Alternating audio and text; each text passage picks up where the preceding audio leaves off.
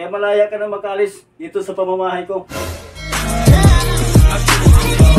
Uy, Vic, buo na ba talaga yung desisyon mo na makipag-divorce sa akin? Alam mo, Ann, hindi na masaya yung pagsasama natin. Isa pa, may sakit ka. 1 taon ka nang nagpapagamot. Dyan lang nauubos yung pira ko eh. Pero Vic, may sinumpaan tayong pangako. Sa harap ng Panginoon at sa simbahan. Na magsasama tayo, ano man ang mangyari. Sa hirap man at sa ginawa. Pero bakit bigla ka na lang nagbago? Alam mo, Ann, matagal ko nang binitawan yung pangakong yun. Vic, subukan natin uli. Baka maisalba pa natin ang ating relasyon na ito. Alam mo, Ann, hindi na pwede maging tayo pa. Kasi may nakita na akong iba. At naramdaman ko uli ang kasiyahan sa kanya. Nagawa mo sa akin yan? Oo, Ann, matagal na. Hindi ako makapaniwala. Kaya pala gusto mo agad-agad na makipag-divorce. Tama ka, Ann. At tapos ko na rin ipagawa sa abogado ko ang divorce paper. Ang gagawin mo na lang, ang pirmahan itong divorce paper para magwakas na kung ano meron tayo. Ha? Grabe naman itong divorce paper na ito. Wala man lang ni isang ari-arian natin na napunta sa akin. Hindi ko ito pipirmahan. Ipirmahan mo ito o gugulo lang yung buhay mo araw-araw. Ang laki na ng pira ko na nawala nang dahil sa'yo. Kaya kung may natira ka pang kahihiyan, pirmahan mo na yan. O sige na, pipirmahan ko na to para sa ikakasaya mo.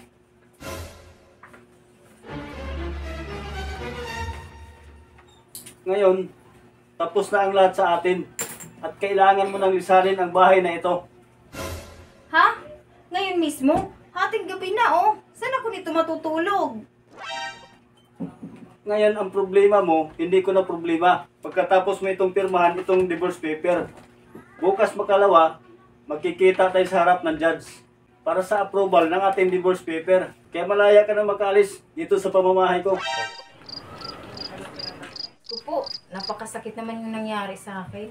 Tinapon na lang ako ng asawa ko na parang basura. Dito na nga lang ako matutulog sa kalye. Wala man lang ni isang ari-arian na binigay sa akin ni Vic. Umaga na pala. Dito pala ako nakatulog sa labas ng Lotto Outlet.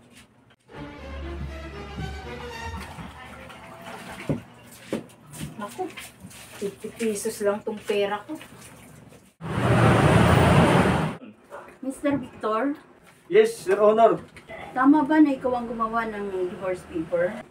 Na nakasaad dito, na oras na pirmahan ni Annalyn ang divorce paper, ay wala na siyang karapatan na kahit isang kusing na ari-arian na dapat nahati kayo. Tama? Yes, Your Honor. At nakasaad din dito, at wala ka na rin karapatan na anuman ang pagmamay-ari ni Annalyn. Tama? Yes, Your Honor.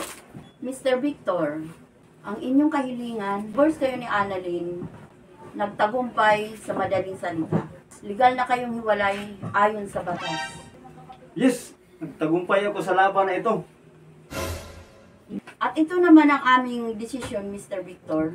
Wala ngayon, wala ka na ring habol at anuman ang pagmamay-ari ng iyong ex-wife. Lalo na sa kanyang napanalo ng na 500 million sa loto. Tumaya kasi siya, kinabukasan, matapos yung papirmahan ang divorce paper. Ha, Ann? Nanalo ka pala ng 500 million sa loto? Judge, baka pwede pang baliktarin na yung desisyon nyo. Siguro ang ex-wife mo ang makakasagot niyan. Di ba ikaw na nga ang nagsabi na ang problema ko ay hindi mo na problema? Ngayon, ako naman ang magsasabi sa'yo na ang problema mo ay hindi ko na problema.